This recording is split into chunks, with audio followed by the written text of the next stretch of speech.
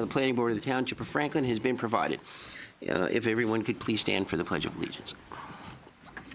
I pledge allegiance to the flag of the United States of America and to the republic for which it stands, one nation, under God, indivisible, with liberty and justice for all. All right. Okay, Robert LaCourt, Sammy Shaban, and Mark Dancy asked to be excused this evening. Councilman Embarson? Here. Theodore Chase? Here. Jennifer Ragnow? Here. Mahir Rafiq? Here. Charles Brown? Here. Robert Thomas? Here. Rebecca Hilbert? Here. Chairman Orsini? Here. All right. We got no minutes. We have a resolution for the meeting calendar. Anybody have any issues with the dates in 2025? Yes. Vince You wrote it out. Vince came over today and said that the attorneys are not able to come on October 8th, so he had me change it to October 15th and October 22nd. Okay. So he just did that this afternoon, and so that's does anybody else have any problem with it being the 15th and the 22nd of October? Everybody's okay? Okay. I wouldn't know at this point whether I was or wasn't, but we'll cross that bridge when we get to it. Okay. I don't look out past next week. Okay, so do we need a vote? Yes, sir. All right, make a motion to approve 2025 meeting calendar. Second. Jim, can they just do it Voice all? vote is fine. Yes, so you can just say all in favor? All in favor? Aye. Opposed? Motion There you go. carries. Thank There you. we go. Discussion item. I guess we'll go for you, Howard. And so this is not on the agenda. This is just a little 1 minute thing we have to deal with the Wilf campus off Demont. So Good evening. My name is Howard D. Cohen. I represent the foundation of the Wilf campus. I'm appearing with respect to planning PLN 22-00016. That was the subject of a planning board approval on May 17, 2023, memorialized on August 4, 2023. The approval was for a major subdivision to create 11 lots and a site plan approval to install a solar array. At this time, we are not intending to install the solar array, but we want to perfect the major subdivision. Condition of approval included the payment of tree removal fees for both the subdivision and the solar array site plan. We are asking the board to allow us to pay only the tree removal fee for the residential subdivision at this time, and to pay the solar array site plan tree removal fee prior to receiving building permits for the solar, which will be memorialized in an appropriate developer's agreement. It's a non-material condition, and I would respectfully request the board's approval. and so just to clarify And before. I'm sorry, Mr. go Chair, ahead. Yeah, please. just to fill out the record, in terms of the CME calculations that apply to this particular request. Yes, that's great. But that- The solar component is 47% of the site, which aggregates to $44,133 for tree replacement. The residential subdivision component is 53% of the site, which is $49,767. And that is the nature of our application. Thank you. Thank you, Howard. And just for the record, you are not, at this moment, abandoning the approval for the solar. You're just not going to do it at the present time. That is correct. So at the time that they do it, they would then pay the appropriate tree replacement fee if they do clear that lot. Otherwise, it will remain uncleared. So how do we want to handle this in terms of a vote, or? All right. The only point I want to make is I would agree with the counselor that this is a non-material condition, and therefore notice and publication were not required. The form of the motion would be to modify the condition of the approval with regard to the payment of the tree replacement fee in the manner that has been represented by counselor this evening, subject to the execution and delivery of a developer's agreement in form satisfactory to this board. And Mr. Chairman, I just wanted to clarify too, just so the board and if anybody's paying attention, this does not change in any way the applicability of the tree ordinance. What this is doing is basically the portion of the development that they're moving forward on at this time they're paying the tree removal fee at this time. If and when they move forward with the other phase, they would have to pay that fee at that time. Pretty clear. So I'll make a motion, probably not as eloquent as what Jim just said, but to be memorialized in developers agreement. Basically, what Mark just said, that the applicant will pay the portion of the tree removal fee for the subdivision and defer payment of the solar array portion of that replacement to if and when that area is cleared for the solar array. I would second it. Councilman Barston? Yes. Theodore Chase? Yes. Jennifer Ragnow? Yes. Mahir Rafik? Yes. Charles Brown? Yes. Robert Thomas? Yes. Rebecca Hilbert? Yes. Chairman Orsini? Yes. Thank you very much. No problem. All right, so before we go any further, agenda notice, so carried, Hamilton Street Management LLC, PLN 24002 is going to be carried to January 8th. The deadline for action is January 31st, so they don't need to extend us, and no further notification is needed, so that will be heard on January 8th. Now we go to the public comment, so I'll make a motion to open the meeting for any general planning comments. If you are here for any comments regarding Rutgers Prep, that there will be a separate opening to the public for that hearing. Second it. All in favor? Aye. Any members of the public have any general planning comment? Seeing no takers, I move to close. Second. All in favor? Aye. Okay. Peter, that means you're up.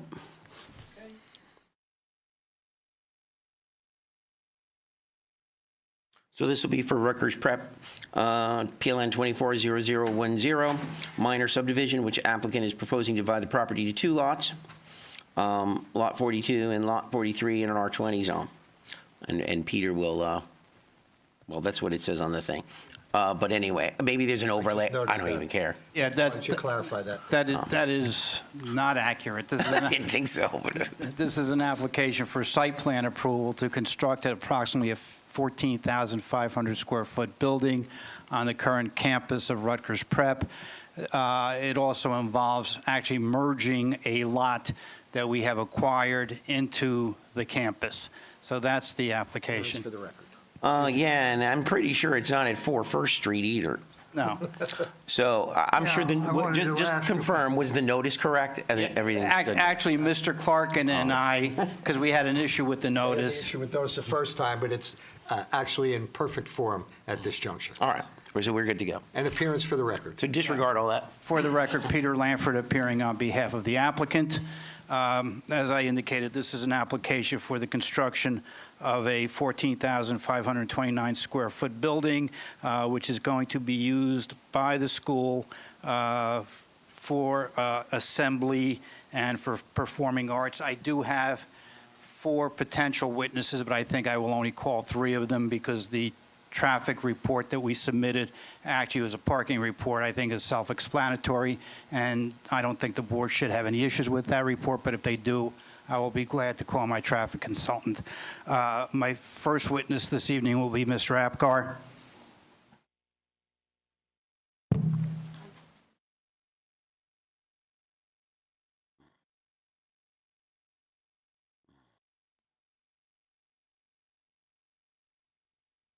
Solemnly swear to tell the truth, the whole truth, and nothing but the truth, so help you God. A little louder. I do. Name and address for the record, please. Robert Apgar. And what is your position with the applicant? I am the Chief Operating Officer at Rutgers Preparatory School. Have a seat. All right. Mr. Apgar, as Chief Operating Officer, you have been involved with this project?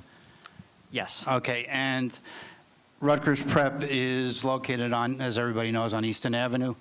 Yes. How long has Rutgers Prep been in existence? It's been in existence over over 250 years. Yes. And how long has it been at its present location?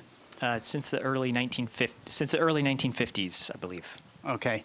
And how many students are there currently in the school? The current enrollment is 702 students. And the school covers what grade levels?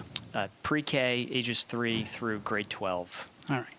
And this application is to construct a new building, correct? Correct. Which I indicated was for assembly and performing arts. Yes. Will this building result in any additional students or increase in the operation of the school?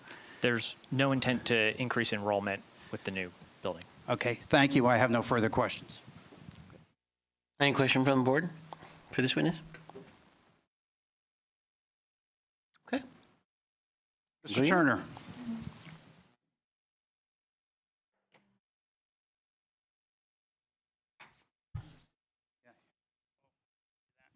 Scott, raise your right hand, please. Solemnly swear to tell the truth, the whole truth, and nothing but the truth to help you God. I do. Name and address, please. Scott Turner, Menlo Engineering Associates, 261 Cleveland Avenue in Highland Park, New Jersey, 08904. Mr. Turner, you're a licensed engineer in the state of New Jersey? Yes, I am, and it is in good standing. Okay. He's accepting. Go ahead. And you, Thank you, Mr. Chairman. And you have appeared before this board on numerous other occasions for Rutgers Prep? Yes, I have. Okay, and so you're obviously familiar with the property and also with the project? I am. All right, can you first of all just, yeah, have a seat. And can you, first of all, just do a quick overview of the campus, and then we can focus on the building? Sure, I can do that. Is there a way we can get the exhibit onto the screen? I do, yes. I have it plugged into this cord here.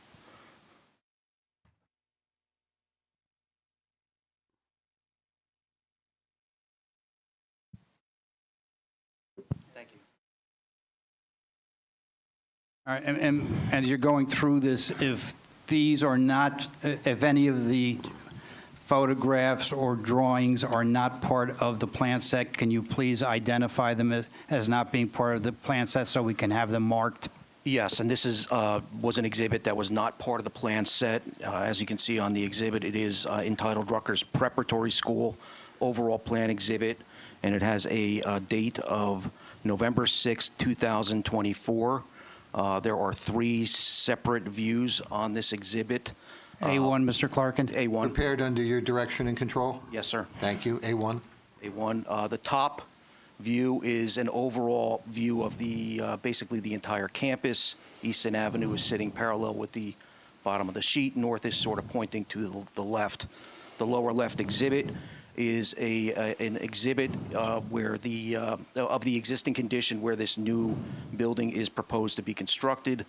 This building here, I know it as the Dining Commons building, and then there's the music building seated just to the south of that, and then in this large open space area, that is the area where the construction will occur, and that is the final lower right exhibit, which has the new building footprint superimposed into that area where it will be constructed. Okay, and in addition to the construction of the building, and we'll go through the building a little bit more carefully with our architect, are there any other site improvements that are being proposed in conjunction with this application? No, well, yes, there are some minor other site improvements that are part of the application, which I can go through. As Mr. Lanford pointed out, we are seeking an approval for a 14,520 square foot, what we call a multi-purpose building, in place of the previously approved 14,520 square foot performing arts center building. So it's for the most part identical in size, just different in shape.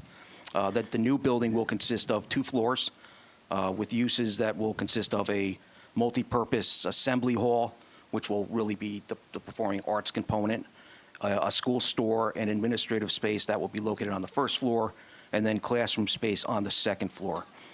Building heights will vary from anywhere around 39 feet where it connects into the Dining Commons building, and 29 feet along the main access driveway where it's sitting closest to that access roadway itself. And that's due to the topography of that open space area and the surrounding driveways and service roads. There's also another component. If you know when you go past, you'll notice that's located down on the south west corner of the Dining Commons building. There is a existing exterior stairwell. That stairwell is slated to be screened with a wooden screen, and if there's questions with that, the architect can certainly comment on that. Other site improvements relative to the new building is an outdoor courtyard area that's situated sort of sandwiched in between the Dining Commons building, the new multi-purpose building, and the existing music building. And I'll point to it in here. It's sort of within that open area. It will not be visible from the service driveways or really anywhere else on campus. It's sort of a nice space for that to be in. That will be inclusive of some open space areas, some landscaping, some seating, some pavers of some sort. That area is still being vetted out a little bit in terms of what it ultimately will look like, but this is a good representation and fair representation in my mind in terms of what that space will be used for and look like. There will be some new sidewalks installed, specifically down in between the what I'll call the southerly building wall and the existing service roadway. There's a new sidewalk being installed in that location to maintain circulation, pedestrian circulation in a north-south direction. There's also a new sidewalk in landscaping that will be proposed outside the new main entrance that's being created. Again, that's on the southwest corner of the building, this short little wall of the new footprint. That area here, we've extended out the hardscape in that area to allow anyone that's coming for any type of event to have enough space and adequate space to make their way into that building. There's also some other modifications to the sidewalk system just to kind of make it a little bit more efficient, and that's located in between the music building and and I'll zoom in, maybe it'll be a little easier to see that. So it's in between the existing music building and the upper school building. Some of this sidewalk in here, some of it's there now. We're just reconfiguring it a little better, just again to kind of make it a little more efficient for what we're doing. Other than that, there are no changes to the existing main, what I call the main access driveway that runs north and south on this exhibit, right to left. Other than the reduction of the pick-up and drop-off area that's currently on campus, and that sits down in this southwest corner of the exhibit, off the corner of the new multipurpose building. That drop-off and pickup zone is being reduced from 170 feet in length, roughly, to roughly 80 feet in length. And we did have a traffic consultant review that condition. They went out and they prepared a report that was submitted to the board. Dolan and Dean prepared the report. It was dated September 17th of this year, and they did the evaluation of any potential impacts of the shortening of that pick-off, drop-off zone, and they visited the school during a peak dismissal and arrival period, and that was done on March 14th of this year, and they have opined that there will be no impact due to the shortening of this area. Okay. A couple other quick questions. We are adding another lot that the school has acquired to the campus, is that correct? Yes, that's correct. And if you can, again, go to the top of that exhibit, that lot is on the extreme left-hand side of the exhibit. Right. And that is a dwelling, correct? Yes, and it's for the record, it is Block 466, Lot 4. Okay. And the township ordinance requires that there be a buffer around the perimeter of the school where the school abuts residential uses. And even though this building is a residential use, we will be putting a buffer along that property line as required by the ordinance. Is that correct? That is correct. We are required to comply with Section 112-47 of that's the conditional use standards for a school within the R20 zone. And we do agree there'll be a landscape plan, modified landscape plan that will be submitted that will include a buffer planting plan along with a 6-foot-high solid fence in accordance with that standard. Okay. All right, hold on. Just let me ask a question while you're still on this. So are you going to consolidate this lot? Yes. What are you buffering? The residents adjacent. To that lot? To that lot, yes. Oh, okay. To that I was lot, like, yes. buffer Yeah. against yourself?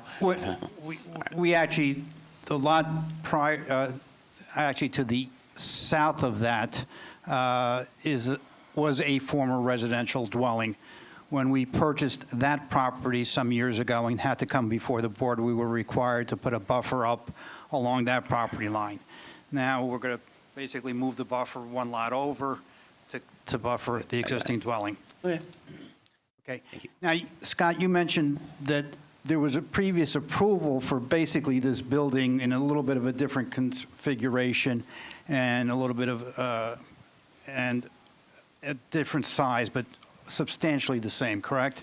Yeah, within a couple hundred square feet, just a Okay. different configuration. Okay. It allows for this courtyard, this open courtyard area to be developed and constructed because the prior, and actually you can see it, I did have it may be a little bit difficult to see, but in the lower right corner, I had my office outline the prior footprint of what was the approved Performing Arts Center building, and I'll just run it through with my cursor.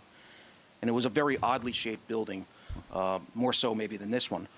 It came in here and it came off the dining commons, and then I'll just follow it down. And it had a bunch of ins and outs in terms of the building as it got to the existing main access driveway, and then ran it. It had an arched facade along the service driveway, and then it came back up and tied directly into the corner, what would be the northwest corner of the existing music building, and then all of this space that we have now proposed as hardscape and some landscaping and some turf and open space area, that was all encompassed by that prior approved building. Okay, and when we did that previous application, we had a stormwater management plan. Yes, we did. Okay, Correct. did we ever put that stormwater management plan in? No, it was modified as required because we had a big open space area with no building. One of the things that we were asked to do on the prior application when we were in for other site improvements for the school, one of the conditions was for us to install a rain garden in that large open space area, which was installed. And it was there, and I think a board member had asked for it as a mitigation for the variance we needed for impervious coverage. So we agreed, we put that in. I did speak to Darren Mazzy prior to the hearing tonight because I try to always reach out to him before the hearings, and I did talk to him about that, and he thought it was important for just to get it on the record that rain garden was not installed as part of a condition or requirement to meet stormwater management standards. It was there as a requirement or suggestion by the board that we agreed to do. So that rain garden will be removed. And again, Mr. Mazzy just thought it would be good to have that on record. Okay, and we are providing, obviously, now stormwater management for this new construction. Correct, yeah. The stormwater management regulations from, the time we were here last to now have changed. So we're now obligated to meet the current stormwater management regulations with infiltration and water quality standards. We are really vetting that through not only Mr. Mazzy's office, but the Delaware Raritan Canal Commission, who has and they do a very thorough stormwater management review. We've gone through their process. We're on our second review letter with them, and we're whittling down the comments as we need to and can, and we're confident that what we've designed now will meet their standards. And you could see it's again on this lower right corner, we've kind of outlined one of the portions of the stormwater management improvements which will be on campus is an underground, we labeled it here as a basin, but it's really an underground infiltration system is what it is. We had soil testing done, and we're confident that we've designed a system that complies with the standards, and we're here to tell you that we will. Okay. Are there any variances that are being sought with respect to this application? Yeah, as of with most all of the other prior applications that we've been in front of this board for, there is an impervious coverage variance as well. The current approval, we got a variance granted for 27.7%, where 25% is permitted in the zone. This application reduces that coverage by 1,891 square feet and brings the coverage to 27.1%. So we're getting closer to compliance, and that's a product of adding on Lot 4, which has open space area, and that's what prompted the reduction in overall impervious coverage on the campus. But in essence, this board previously granted a variance for greater impervious coverage. That's correct, yes. Yep. Now, there were staff reports that were generated in conjunction with this application. Yes. Have you had an opportunity to review them? I have. Okay. Do you want to, I'll let you go and just indicate whether you have any concerns with any of the reports. Sure. So the first one is from Mr. Healy, dated October 16th, 2024. And Mark, if I missed anything in testimony that you want to hear, please let me know. The second page under review comments, he did ask about the intended use of the lot that's located on Lot 4, and that is currently being used and will be continue to be used for staff housing. It's an existing dwelling that will be continued to use for that fashion. Single family? Yes, it's a single-family home. And then I think we provided the testimony in regards to Section 11247, which are the perimeter buffer requirements. We're going to consolidate the lot into a single lot. And we've been to the Township Historic Commission already, and I believe we've got a fairly clean bill of health with that as well in terms of where we're at. I think Mr. Dominic reported to Mr. Healy that the Environmental Commission did in fact approve this. Right. And Historic Commission. I'm sorry, the Historic Commission Yep. approved it, correct, Mark? I frankly don't recall. So just for the record, is what's being, I mean, they would have been mostly concerned, I would think, about the architecture, the look of the building. Right. And is what's going to be presented? Is what they reviewed and approved. Okay, thank you. I think we had to make 3 appearances there, Yes. but we finally satisfied them. Continue. So other than that, there's no other issues relative to any conditions that would be brought forth with this application in Mr. Healy's report. We have a report from Mr. Mazzi, CME Associates, dated November 1st, 2024. And we just, again, I did have a discussion with him over a couple of technical items, and there's nothing in his report that we will not satisfy as well. We'll agree to comply with his requirements. We have a letter from the Franklin Township Environmental Commission dated November 5th, 2024, with a number of bullet point items.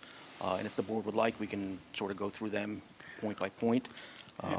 We can just go through any ones that you can't comply with, and much like the CME report that you Sure. just testified that you would be complying with, we can do the same thing there.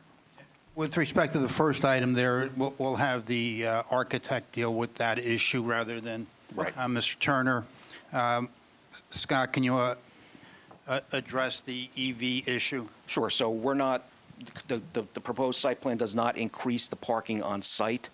Therefore, we're not obligated to install any new EV parking spaces. However, I can testify to the fact that we had a discussion, although they're not proposed or anticipated with the application, the school recognizes the need and the fact that they're going to potentially need them in the future, and at some point in time, they will be adding EV parking spaces, not just part of this application. They're not required based on the law. And we will provide trees as requested by the Environmental Commission? Yes, and we'll put the trees, we're going to limit that within the, significantly around the workspace that we're dealing with here, but we will agree to add some trees and provide that plan to Mr. Healy. And I think, since we have the COO of Rutgers here, there's a comment sort of embedded in that point that I think bears emphasis. So Rutgers Prep has long had a very attractive mature tree canopy. That has declined over time, just due to disease and other things. And of course, due to building, obviously, I think a lot of trees were taken out when the traffic ramp off of Easton was constructed. Not that there wasn't replanting. There was quite a bit of replanting done, and those trees look successful. But overall, and while it won't necessarily be a condition of this application per se, please consider continuing to keep up that tree canopy. It's not only very attractive for the campus, but it has obviously environmental benefits. Thank you, Ms. Rossini. We will take your comments into consideration, and I am sure probably in the very near future, you will see us back here again, and we can report to you where we are with the trees and how we're doing. Okay, the next item is the anti-idling sign should be placed at various locations. We agreed we'll provide that. And the last one is a list of amendments made to plans and supporting documents with all future resubmissions, and we will do that as well. Good. October 30th, 2024, Office of Fire Prevention from Mr. House. We have, I think this school has actively been working with Mr. House and other staff in town in regards to the water meter pit and doing those upgrades that are required. There's been meetings on site, and they've been actively working on it. The timing wasn't in place for us to get all that work done before the hearing, but I think they've been acting in good faith. And I met with Mr. House about an hour and a half ago, and he indicated to tell you that he's fine with his report, and he is working with the school and resolving his comments. So we agree to comply with all the comments in his report, basically. Yeah, because, I mean, he makes a fairly strong statement that the new project not be approved until the check valve is installed. Yeah. So, I mean, I suppose we could make that a condition of this approval, because you said you will have it done in association with this time, and if that's okay, we'll just do that. Yeah, that's just so correct. we can put a stake in the ground. Yeah, Because they're actively working. There's been meetings. They know, I think they've got some guidance in terms of what to do. So Yeah, and that will probably be done before we even start the building. I would agree, yes. Okay. Good to hear. I think that covers, The last one that, we did get a traffic safety letter from October 8th, and there were no comments in that staff report. And then we had gotten from the Historic Commission, we have documentation through an email from Vince to Peter, and I think Mark and Christine got this as well. This is dated October 28th, 2024. No exception taken to the application as submitted. And Surge Authority comments? we Yes, will they're comply good. with those. And we're going to comply with them as well, yes. I have no further questions. Okay, any questions from the board for Scott? Ken? Ken? On the plan that shows the tree planting, this, and mainly the tupelo trees to, I guess you'd say, the south of the main entrance, there's this areas of, I can only call it reticulation on the plan, with the trees typically in it. And I wondered what that meant. Does that, because one possibility that's often represented that way is the pervious pavement.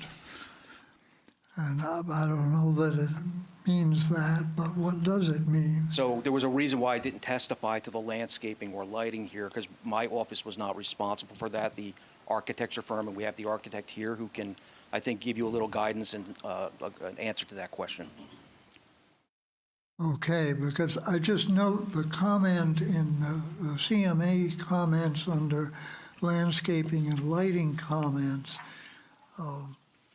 Trees are, number 2, trees are in conflict with the proposed drainage structures. In addition, landscaping should not be installed over proposed drainage pipes. Correct, yes, and we will coordinate that work, and that was just a miscoordination between our office and the architects, but we will, we'll take care of that upon the resubmission. Yeah, it's sort of unusual for the landscaping to come in from the architect rather than from the engineer. A little bit unusual, but the architect's firm has a licensed landscape architect who Yeah. prepared the plans and signed the plans, and that was part of the submittal package. Okay, well, so I'll bring it up when the architect comes on. We will address that comment from CME. There will be no conflict with respect to the Okay. utilities or trees. Jim? Okay. Just to clean up, would it be appropriate to abandon that portion of the prior approval that included the Performing Arts Center?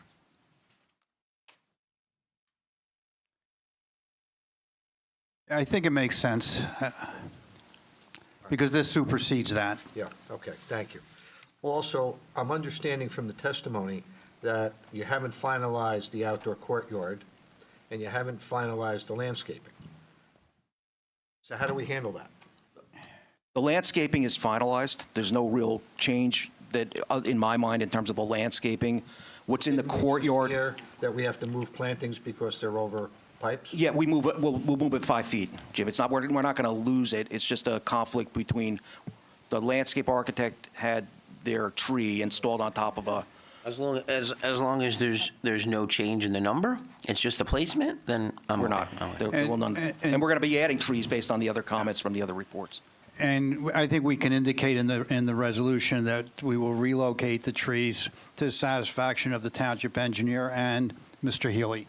And the courtyard as well? Yeah. Correct. All right, and you're still vetting the stormwater management, and the only comment I would make is if DRCC requires any modification, all righty, that it has to be approved by the staff. Understood. Yeah, that's understood. Thanks, Jim. Anybody else, any questions for Scott? If not, Yeah, Mr. Chairman, just one Yeah, question. yeah, So Mark, go ahead. my comment number 4, I mean, there's a number of other, you've had a number of different approvals over the years before the board. There were a few administrative approvals. There were like vestibules in other buildings. Some of them conflicted with what you're doing now, some of them don't. So I guess what's staying and what's going, I guess, is the question. Well, right now, those other additions, those small building additions that were part of prior approvals, they're still here. We still identify them on the zoning table. The school, I know, wants to reserve their right on those approvals. We certainly acknowledge, and I think if they were to build that building addition exactly how it's shown on this plan or the site plans that we submitted to you, there would be some conflict with some of the new sidewalks that we're proposing on this plan. We would have to come in for a site plan. Whenever that addition, if it ever comes to fruition, we'd have to prepare a site plan, and I am certain that we would most likely be in front of this board based on more than likely a reconfiguration of those additions and the reconfiguration of those sidewalks. Okay, We don't want to lose those approvals okay, that were done whenever they were done. okay. They're still there, and I think this came up on the last application we were here for as well. And the testimony was we wanted to maintain those approvals, but the likelihood of the building footprint looking exactly like it was as it was presented years ago is very slim. Okay, so I guess. So you don't want to abandon them, but if there's a material change, you will come back here. We'd have to come back, yeah. I just think that's the way it's going to work out anyway. So and in your calculation of the building coverage and impervious coverage, you included those? Yes. Previously approved? Yes. Okay, so it might be a matter of maybe some clarifications on the site plan? Sure. Indicate, and I think you did some of that, but just maybe this is remaining per previous approval, this is remaining, and there might be some things that this is going away because I think physically this new approval's going on the same Correct. area of the site, so obviously you're abandoning that if this Yeah, is and I gonna think we replace had it. a table on the overall plan somewhere near the zoning table that kind of outlined that, but we'll be more clear, and we'll work Okay. with you, Mark, in Okay. terms of getting that worked out. All right, thank you.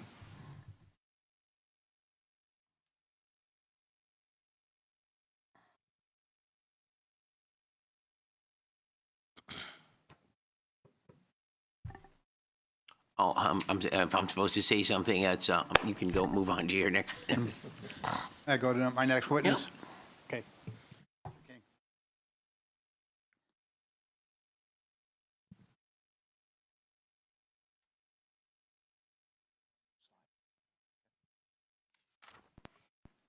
Good evening, everyone. You got to hold it close to Switch hands. Closer. Yes. Yeah, that's good. I'm good. You're fine now. Raise your right hand. Solemnly swear to tell the truth, the whole truth, and nothing but the truth, so help you God. I do. Name and address for the record, please. Richard King. My home address or business address? Business is fine. 123 South Broad Street in Philadelphia, Pennsylvania. You can be seated. Mr. King, you're a licensed architect in the state of New Jersey. I am. Okay, and can you give the board very briefly the benefit of your educational and professional background? Yes.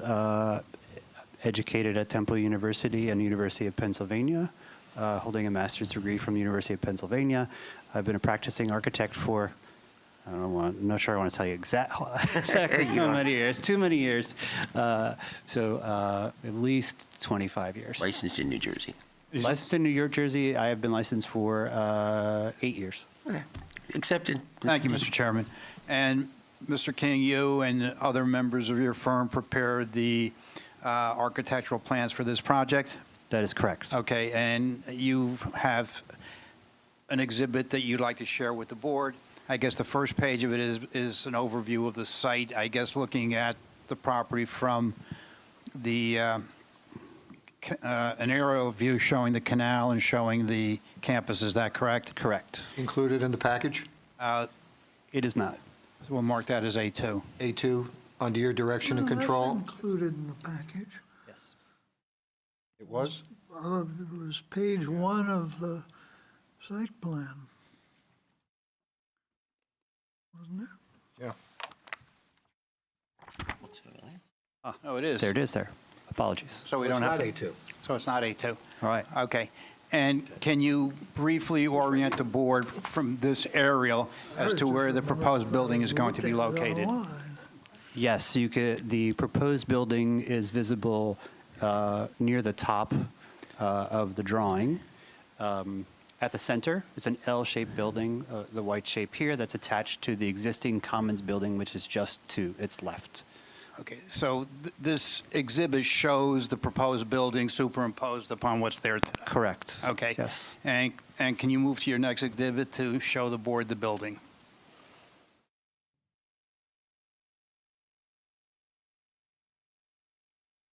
And those are the elevations of the building? Correct. And can you briefly describe the building? Yes. So the center of the drawing is the front elevation of the building, and one moment I can zoom in on that because there's a lot on each drawing. This is the front elevation of the building, which faces the parking lot and Easton Avenue. You can see there is a long kind of buff-colored portion of the building, which would be brick. That is the second floor. Majority of the first floor of the building, you could see below that would be glass. And the entrance would be on the far right side, and you can see a little bit of the music building just beyond the proposed building, just to the right there. The building itself is 28 feet high to the top of the parapet wall, above the average grade plane. There is mechanical equipment that's set back from the edge of the roof that is 3 feet 6 higher than the top of the roof, and it's set back about 30 or so feet from the edge of the roof. Based on the fact that there is a parapet wall and based on the fact that the mechanical equipment is set back, will that mechanical equipment be visible from Easton Avenue or for somebody walking along the campus? Barely. Yes. Barely. And if it is, can we provide some screening around it? We can. Great, thank you. Then if we drop down to, or let's just go up so facing north, so the Easton Avenue face is facing west. The north face of the building, which looks toward the athletic fields, you could see on the right-hand side is also that same buff brick and brick veneer. And then on the left-hand side, you'll see is clad in wood, and that is for the large multi-purpose room. So the classroom block is in this buff brick, and the large multi-purpose room is clad in this wood material. And then at the bottom of this page, what you're seeing in this drawing is the front of the existing music building and the dining commons just behind that to the right. And you can see in the upper left and behind the music building is the new addition. So you're just seeing how those three buildings kind of will fit together. The building itself is connected to the dining building just behind it on the right. The music building is a separate building, but they're all so close together. So the courtyard is really not visible from the street. You can see the tops of the trees here in the middle of the drawing. That would be in the courtyard. So in fact, the building that we are going to be constructing is really three-sided because it is attached to the existing dining commons. Correct. Okay.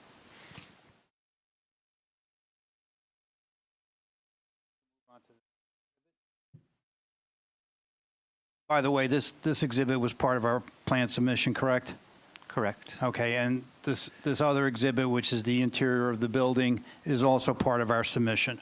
Correct. Okay, and although the board doesn't really have a say as to what's inside the building, if you can spend a moment or two explaining what the function of the building is.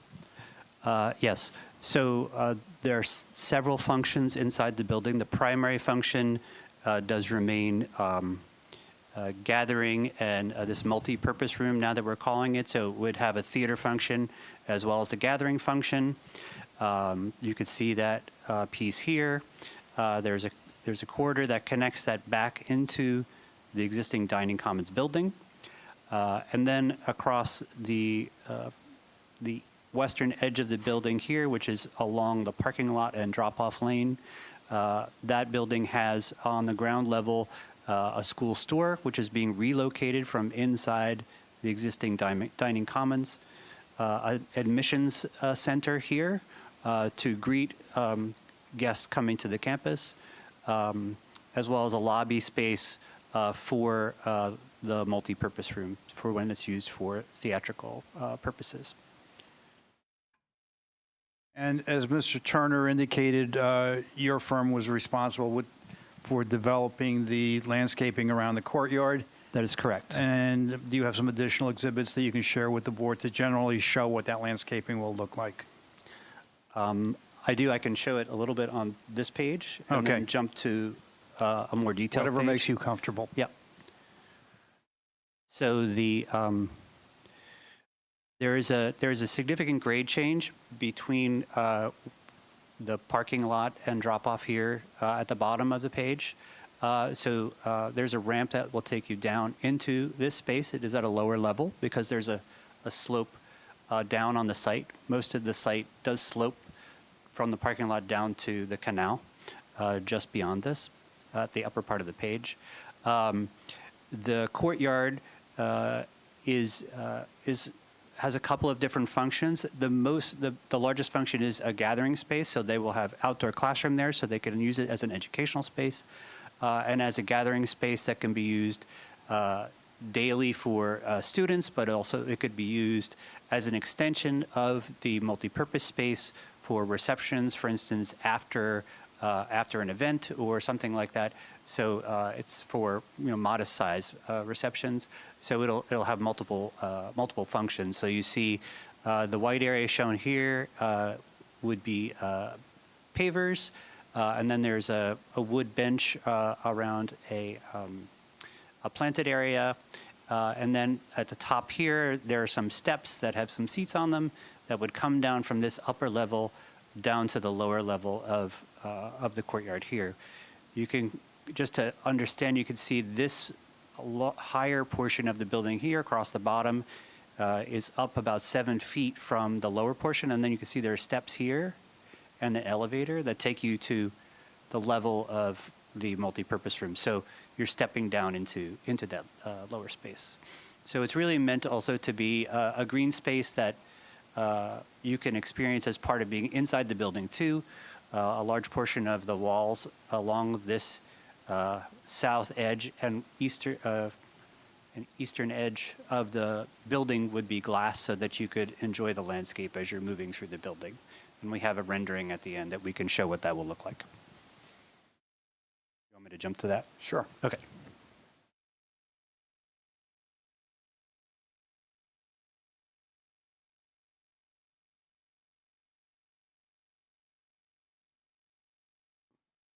So this is a view of the courtyard, and it's standing near the existing dining commons, looking back toward Easton Avenue.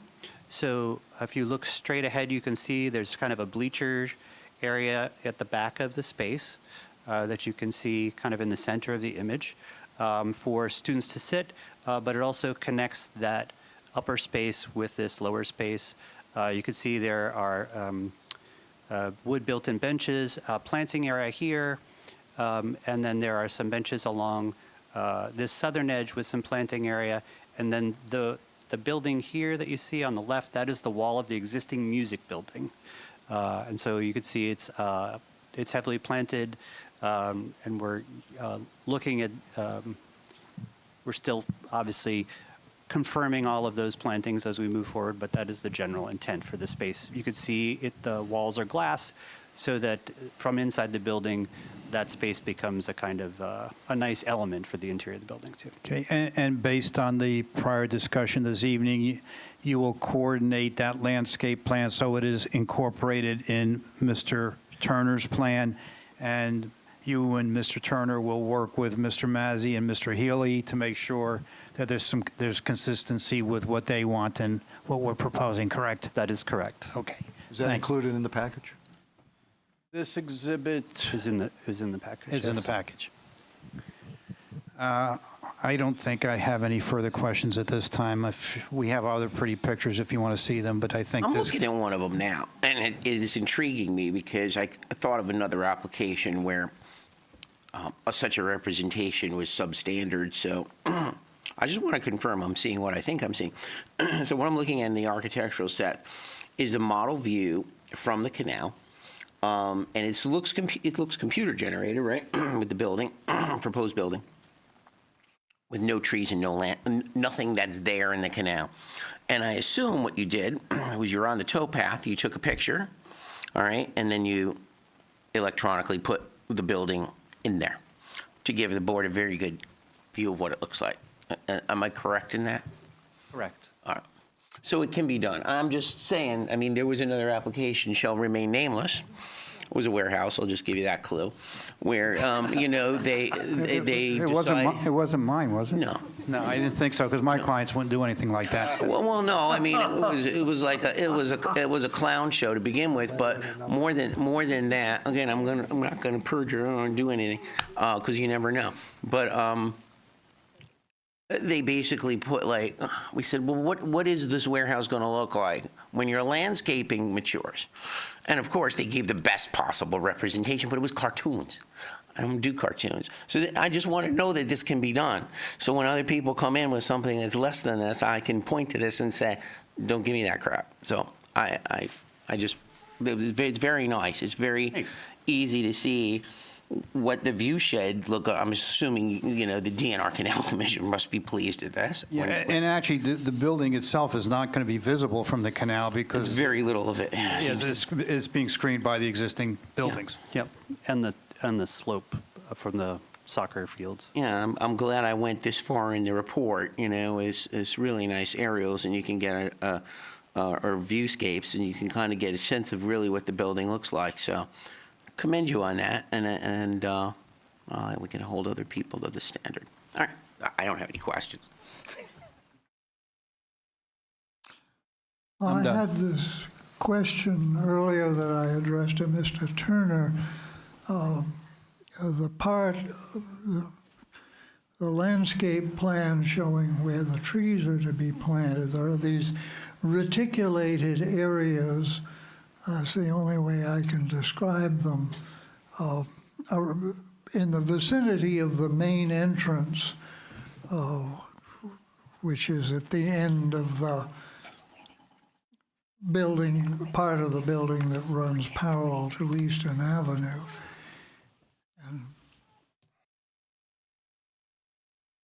I think that the area you're referring to is adjacent to the stormwater system that Menlo Engineering has designed. And so we just need to adjust the geometry of this corner to coordinate with that system, right? So between our system and between our layout of trees and plantings and their layout for the basin, for the system, we'll we'll get that coordinated so that they Yeah, 'cause don't conflict. You know, if you have pervious pavement, then you have a rock underneath it to create a reservoir for when it rains fairly hard. But you can't plant a tree in those rocks. The tree's got to be in soil, so. We understand, yes. Okay, well, I hope we'll see the revised version at the Environmental Commission. Yes, we will revise it. Yeah. Any other questions from the board for this witness? All right. Peter, I don't know if you want to say anything before I open to the public? I think we can open to the public. All right. And then I'll give you a chance to say something, as I always do. Move to open to the public for any comment on this application. Somebody say second. Second it. All in favor? Aye. Meeting is now open to the public for any comments on this particular application. Seeing no takers, move to close. Second. All in favor? Aye. Just very briefly, Rutgers Prep has been here, as we've indicated, for many years, and has come to this board and has really developed, I think, an outstanding campus. This is going to be a well-added addition. It's a good-looking building. It will serve the students very well. And as I also indicated, we'll probably be back here in the very near future with other things that we're working on, as the school does have a master plan, and you'll be seeing us and hopefully having other projects that will also enhance the campus. And by enhancing the campus, they're also enhancing the community, because Rutgers Prep is part of this community and has been a good part of this community for many years. I would respectfully request that the site plan approval be granted. And while I don't technically think I need a variance, I might as well get it granted for the impervious coverage, even though it's less than what we were already granted. The chair believes that it would be inclusive of the approval, if in fact we do get an approval. And while we're on the topic, although there was no planning testimony, I think your proffer is acceptable, considering that the coverage will decline. Yeah, and that's why I didn't present planning testimony, because we're reducing the impervious coverage that was previously approved. Exactly. Okay. Yeah, I had to ask Jim, because he taught me well, about C variance testimony, and so the fact that you had a previous approval for more, obviously, takes care of that. Any other comments or questions from the board? If not, we'll get a motion together here. All right, so I'll make it in the sense that I'll recommend approval. The following conditions will take care of the trees and the conflict between the architectural engineering plans. It's a motion for preliminary and final amended site plan approval, lot merger, coverage variance, abandonment of that portion of the prior approval for the Performing Arts Center. Staff must approve any revisions to the stormwater management plan if DRCC so requires, and the staff must approve the final outdoor courtyard area and any change in location of landscaping. That is my motion. Second. Councilman Barson? Yes. So I was at the Historic Preservation Commission meeting that Rutgers Prep came, and they did a nice job. So compliments to you guys for putting together a good application after a couple of revisions. And certainly I vouch for what Peter mentioned. The school has been a long-term asset to the community and to the township. My two kids went there with Dr. Loy's two twins, so to speak, in the high school. Actually, my son actually went there from pre-K 3 through all the way to high school. I was going to say University of Pennsylvania product after that. So thanks for all the service that the school does. I certainly appreciate it. And it's a yes. Just to be around, just to make abundantly clear on the record, your children went there as in past tense? No longer there. No longer, yeah, Oh, All right, so there's no potential for any conflict? no. okay. Otherwise, you'd have to recuse yourself. So I was just thinking, I hope they're still not there. They're long graduated. Okay. Theodore Chase? Yes, I should have asked, now, where are we about the roof? The best thing would be actually to have solar cells on it, but if you don't do Oh, that, that's at right, we least never put that in. paint it white so it'll reflect the sun and the building will be cooler inside. I neglected to ask the question. That was in the Environmental Commission report. We discussed the possibility of a solar roof, and is it a green building? So you can. No, it was my bad because you and I talked about that, and I forgot that too. Yeah, so And I forgot to bring it up. the roof area is actually quite small. So the solar impact would be pretty minimal. However, the school, but the roof will be white. The school is committed to getting the building LEED certified and really approaching their systems for the building in as low carbon as they can get them. And so they'll be meeting LEED standards, which are pretty stringent. And what's interesting is, for those that don't know, LEED standards are actually getting more and more stringent. So what was the original LEED standard is now building code minimum. So they keep upping and upping the quality. So the school really wants to take a pretty hard stance with themselves about being, environmentally responsible. So it will be a LEED certified building. Doesn't tell me what the roof is going to be. It's basically going to be white, but they can't do solar panels, or they won't. Or they looked into the possibility, and they basically are saying that it's probably, the juice isn't worth the squeeze and what you get out of it for the small roof area. We can't compel them to do it. I mean, the state standard is, I think, 100,000 square foot roof, or it has to be at least make-ready solar. So, the best you're going to get is reflective. Okay. Jennifer? That was included as a possibility in the Environmental Commission comments. They asked them to examine it. They did, and that's their answer. And it's at least reflective, so that's good. It's not a huge roof area. I mean, it's not a huge issue. Whenever you can do it, it's great. But, yeah. All right, we were in the middle of a vote somewhere. I think. Okay, I was saying yes. But no, I'm glad you raised that, Ted. Thank you. Jennifer Agnew? Yes. Mahir Rafiq? Yes. Charles Brown? Yes. Robert Thomas? Yes. Rebecca Hilbert? Yes. Chairman Orsini? Yes. Thank you very much. So before the board runs out of here, I need to ask Mark a question. So it's not COA anymore, and what the hell they call it, but they come up with a number, and they have a number for Franklin. It's big. It's over the next 10 years, and I don't want to get into the details right now. I just want to know, and we haven't talked about it, so apologies for surprising you, but it's been on my mind.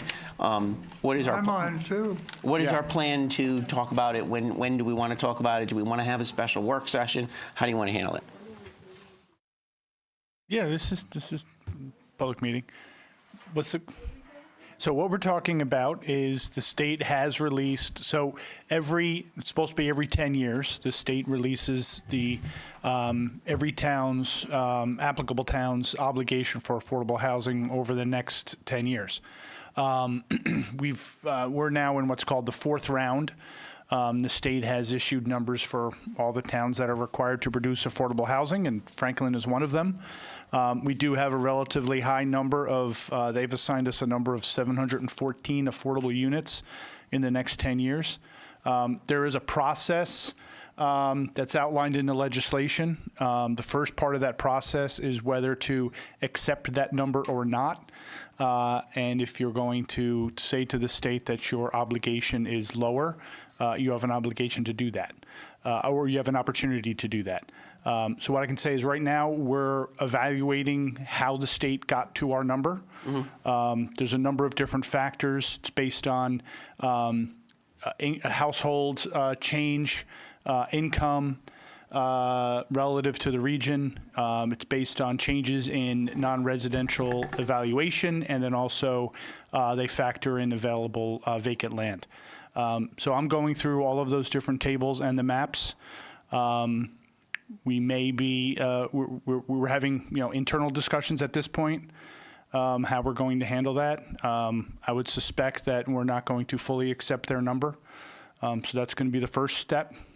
That's Did you get your GPS data so Yeah. you can work on the vacant land factor? Yeah, we have, we have that, and Okay. we're again, basically, we're going to be going through, every single parcel that they've identified in Franklin as vacant, and some of them detention basins and things. It's the same thing. So, Open it's- space, I would imagine, might be somewhat included. There's somewhere? some, my preliminary investigation, it looks like some of them were preserved farms, some of them are properties that have development approvals. So fairly, it's not accurate. We have to point out to the state how their mapping wasn't correct. I mean, in slight fairness to them, they had to do this on a statewide basis. And the way that the legislation was written and the timeframes that were in the legislation, they had basically no time to do it. And they had to do it for 565 towns. So yes, it is, the towns then do have the opportunity to say, well, you got this wrong and this wrong and that wrong. That's the process that we're doing right now. What I would suspect, Mike, is probably, I don't think that's really going to be an exercise for the planning board. That's really the council that needs to accept the number or not. When it comes time for the plan, that's going to be in 2025. We don't know exactly what the process is going to be. Obviously the planning board is going to be involved in that intimately. The planning board adopts the plan. Whether we have some type of committee or something, we'll have to discuss, I think, at the beginning of, in January. So, I mean, that all sounds fine to me. The only thing I would say is, at this early part of the process, and I know ultimately it's council's decision whether they want to ultimately accept the number or not, but there's probably no better people than those on this dais who can help with that. Yourself obviously included, right, Vince? So I don't want to be in a position where they say the number should be X and we have had no input into that. I mean, I would at least like somebody on this board or representatives thereof to be part of that conversation. I know Ram obviously is that one of those people because that's why he sits on the planning board as council rep. But, I just want to get to, I don't want to get to the point where council says, well, all right, we think it should be 650, and then you put that in, they accept it, and we are like sitting here trying to make that plan work and not really being apprised of how we got there. See what I'm saying? Yeah, so we had a discussion on the council about this number the state came up with, and we were told by Lou Renaud, and I believe their firm kind of wrote. I'm sorry. Yeah. So Lou Renaud mentioned that the number that was given to our town and all the other towns is just a guidance number. It is not a firm number that we must comply with. He seemed to indicate that we can adopt any number we feel that is fair in our opinion, and That's not the way it works. Wow, That's right. Let me put it this way. They say it's a guidance number. right. But the methodology of how to get to that number is pretty clearly prescribed in the law. So I'll try to do it, summarize it real quickly. But I mean, they have a statewide obligation of 86,000. Then they portion that to the region, housing regions, and we're in what's called Region 3. The region, that's Somerset, Hunterdon, and Middlesex. That region has an obligation of 11,000. Those are locked in. So 3 counties, 11,000 units. Then the methodology says, then you take that to decide how that gets divvied up. They have 3 different factors. One is based on household growth, your regional share of the regional household growth, and there's some methodology where they apply your town's income level to that. So it's kind of a mixture of household growth and income. Then and that's based on the census. It's kind of hard to come up with unless you come up with this is what I'm saying. They say it's guidance. Unless we do our own census for every single town in New Jersey, what more better information are you going to get than the census unless you do it yourself? Yeah. And then then it's based on non-residential growth. That comes from every single town's reporting of their taxation of property. Again, how do you challenge that? We've been giving them the numbers all along, as have all of the other municipalities. So unless you find they added it up wrong, it's kind of hard to challenge that.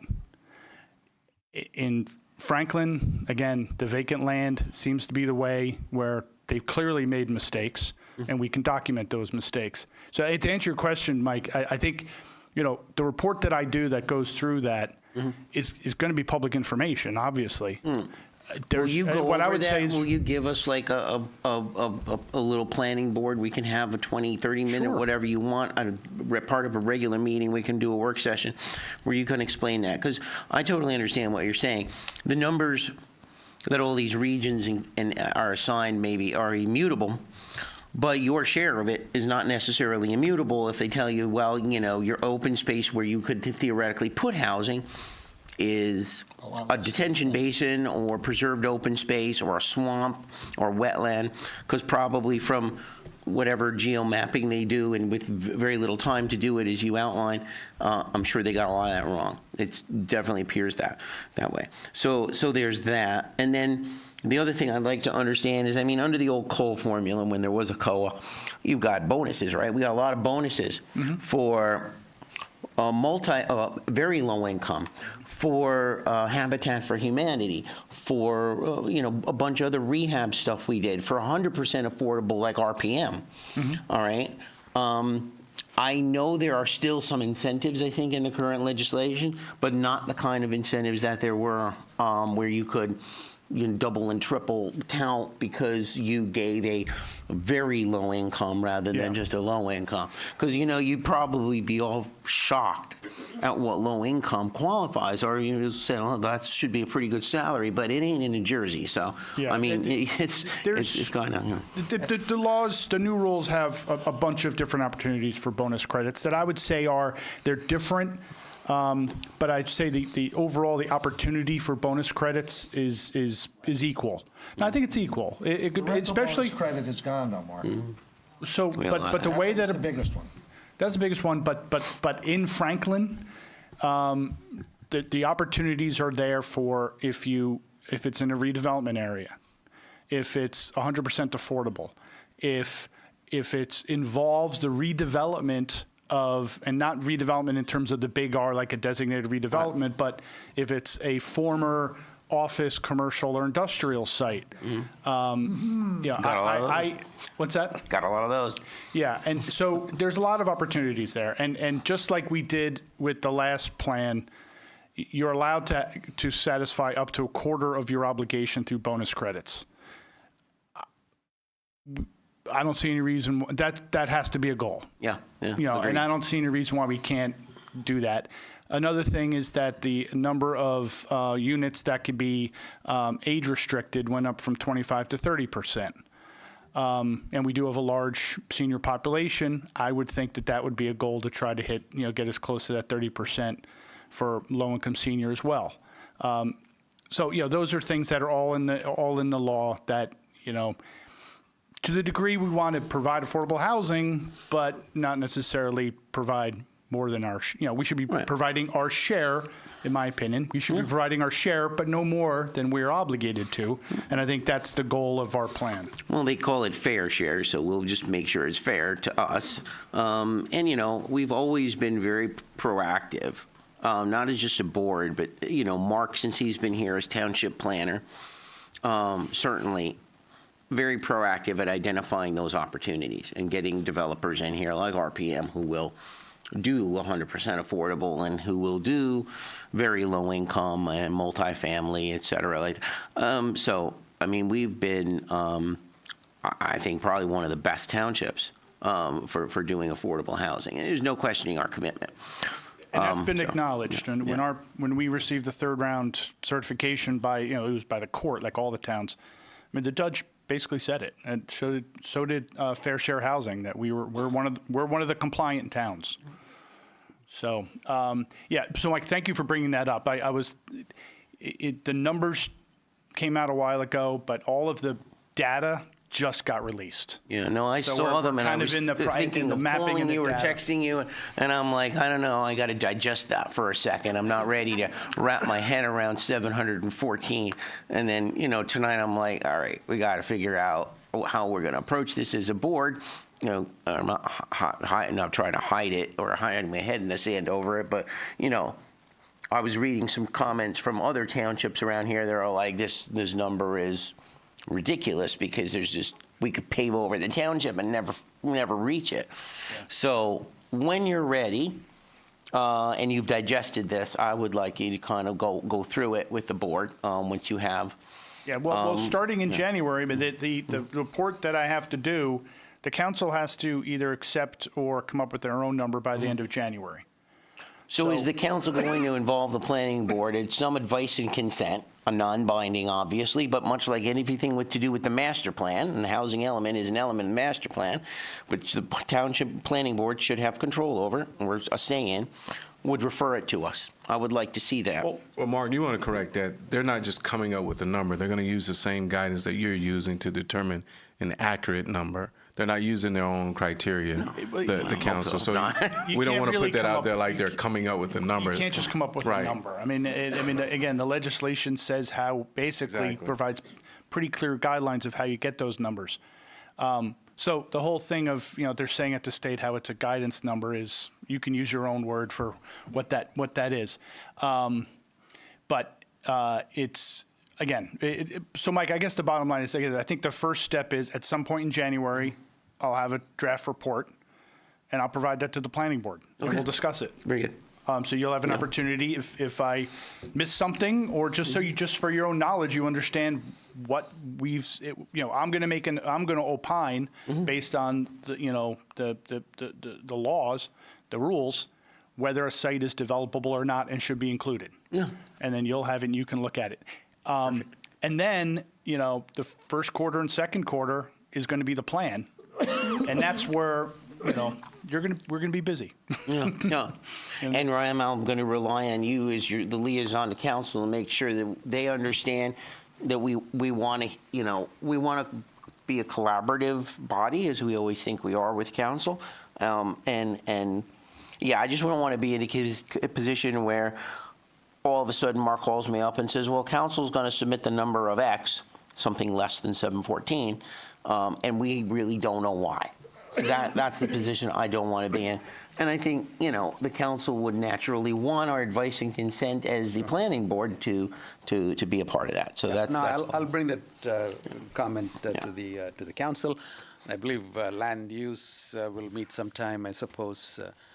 This matter will come up, and then it'll be recommended. We have a land use meeting, I believe, next week. Next Tuesday. So I'll make sure at that meeting to mention that as well. So that'll be, that's where I was the land use committee of council as well as the township manager will understand this discussion we've had.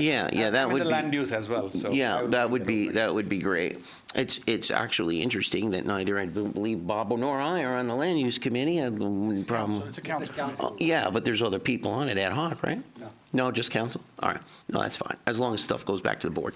I have a question. Is everyone on the council aware of the 3 criteria that are being used that Mark mentioned? They'll be made aware if they're not already. By whom? By Ron? Or? No, by Mark. The land. I was not aware of what no, I know. That's why I asked. No, I mean Mark is our township planner, so he's got the latest and the greatest facts.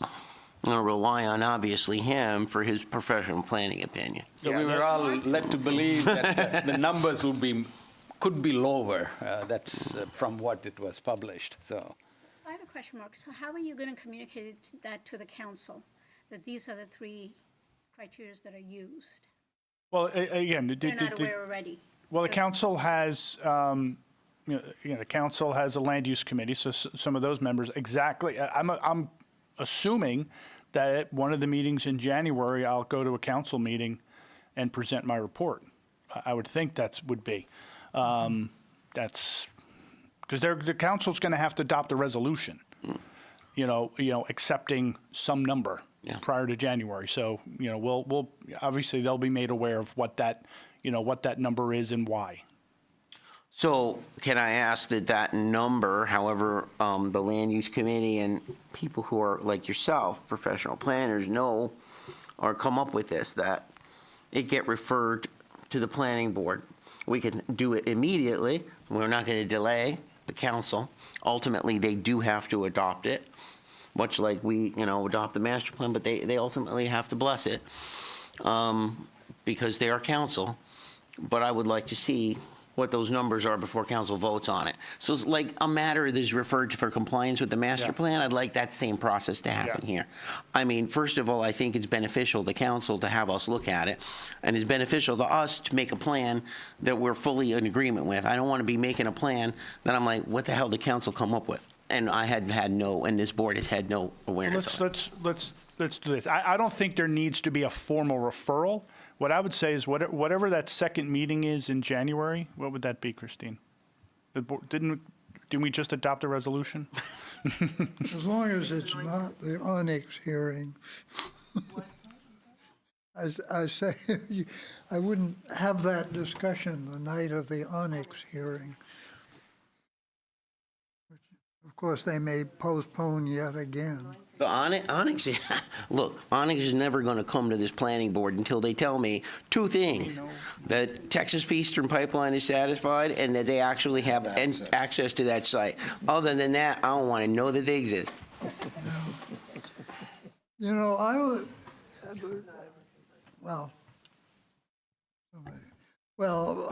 I'm just thinking the state would look at all of that land south of 518 and say, oh, that's developable. No, well, the way that they did, you bring up a good point. The way that they, all lands within planning areas 4 and 5, they didn't include. So what that means, the state chops up the whole state into planning areas, whether it's suburban, urban, and then rural, environmentally sensitive. Basically, the areas of our town that are rural, those are in planning areas 4 and 5. So they didn't count that as vacant for the purpose of that analysis. So, but it's actually interesting, though. I mean, there's some area like a planning area 4B, and I only know this because I had to fight this battle many years ago. Off of Bennett's Lane, behind that incredibly huge warehouse on Veronica. And this is when Jack Morris was coming in with the Home Depot proposal and all that as part of our third round. You remember that many? Well, you were maybe not here at that point, but you were involved, I think. I think you were our consultant. Yeah. I wasn't. I just did site plans at that Believe it or not, that area across from the open space on the south side of Bennett's Lane and the north side of Bennett's Lane, between those two creeks that you cross to go to as you're going on your way to 27, that's a 4B. And you look at it and you're like, it's an open field. I think they have freaking trailers parked in there or whatever. It looks like crap. But at any rate, it's a 4B. Now, you wouldn't look at that and think it's 4B. So that's another thing that everybody has to check from the geo mapping, is that it really is, because I remember that clearly, and they're like, oh, they can't go any further than that because that's 4B. They can't touch it. But it's not preserved open space either. So South side is preserved. Yeah, south side, but this was on the north side. And it's an area you can look and say, oh. That was the area that Jack Morris wanted to put 800 apartments exactly. on. And that was an even earlier fight, which you and I remember, and very well on the board. So I think, Mike, again, to get to you the desire to review the report, I don't see any issue with that whatsoever. I don't think there is any process where it has to be formally referred by the council. You've expressed your desire to review it, and we'll make it happen. Perfect. Now, I'm not wedded to process, however it works best for everyone. But yeah, I just want to be all holding hands with this, so that we go forward with a number that's lower than 714, that the planning board who has to execute the plan is on board with it. Yeah. All right, cool. So with that, we have one more meeting for the year, right? No. No? This is it? Oh, right. No, We you don't have to- switched, you don't have to. yeah. I got it. So now going forward, unless you want to change it back, going No, forward. I don't want to change nothing back. Oh, okay. It's fine. Okay, so then November we'll have 2 meetings and December 1. With that, everyone have a wonderful holiday season, a happy new year, Christmas. and we're adjourned. All right.